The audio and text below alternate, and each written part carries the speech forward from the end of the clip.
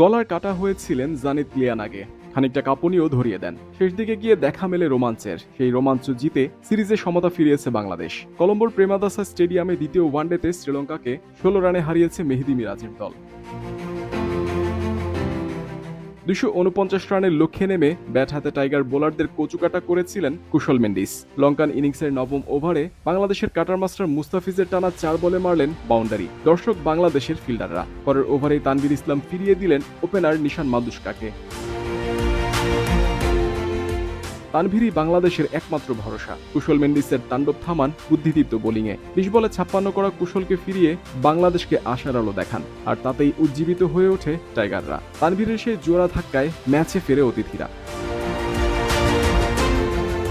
টানা উইকেট হারিয়ে কমে যায় শ্রীলঙ্কার রানের গতি। পরে তানভীর আরও ৩ উইকেট নিয়ে দলের জয়ের আশা উজ্জ্বল করেন। ৩৯ রানে ৫ উইকেট তার। প্রায় ৩১ মাস পর ওয়ানডেতে এটিই বাংলাদেশের কোনো বোলারের ৫ উইকেট শিকার। এর আগে ২০২২ সালে ভারতের বিপক্ষে ৫ উইকেট নিয়েছিলেন সাকিব আল হাসান।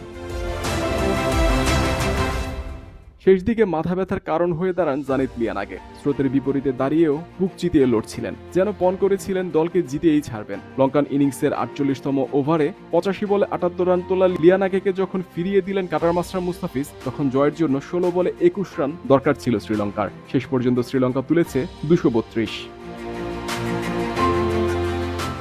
বাংলাদেশের স্কোরে বড় অবদান ওপেনিংয়ে পারভেজ হোসেন ইমনের ৬৭ এবং মিডল অর্ডারে তাওহিদ হৃদয়ের ৫১ রানের ইনিংসের। ৫০ না করলেও হার না মানা ৩৩ রানের ইনিংস খেলে বাংলাদেশের ইনিংসকে ২৫০-র কাছাকাছি নিয়ে গেছেন তানজিম হাসান সাকিব। শুরুটা অবশ্য ভালো হয়নি বাংলাদেশ ইনিংসের। ৭ রান করে বিদায় নেন তানজিদ তামিম। এরপর অবশ্য পারভেজ হোসেন ইমন ও নাজমুল শান্তর ৫৫ বলে ৬৩ রানের জুটি শুরুর ধাক্কা সামলেছে। তারা যখন উইকেটে ব্যাট করছিলেন তখন মনে হয়েছিল বড় একটা ইনিংসের ভীতি পেতে যাচ্ছে বাংলাদেশ। কিন্তু হতাশ করলেন শান্ত। অহেতুক বাজে শট খেলতে গিয়ে উইকেট দিয়ে ফেরেন সাবেক অধিনায়ক। বোলার চারিত আসালাঙ্কার শর্ট বলে ব্যাকফুটে বড় শট খেলতে গিয়েছিলেন, ঠিকঠাক মতো হয়নি। মাহিশ থিকসানাকে ক্যাচ দিয়ে ফেরেন ব্যক্তিগত ১৪ রানে। হৃদয়ের সঙ্গে ইমনের জুটি ৩৭ রানের। এই জুটি ভাঙে ইমনের বিদায়। শ্রীলঙ্কার ভীতি জায়গা নিয়ে স্পিনার ওয়ানিন্দু হাসারাঙ্গার গুগলি ঠিকমতো বুঝতে পারেননি ইমন, বোল্ড হয়ে যান। আউট হওয়ার আগে অবশ্য ৬৯ বলে ৬৭ রান করেন তিনি। তার ইনিংসটি ৬টি ৪ ও ৩টি ৬ সাজানো।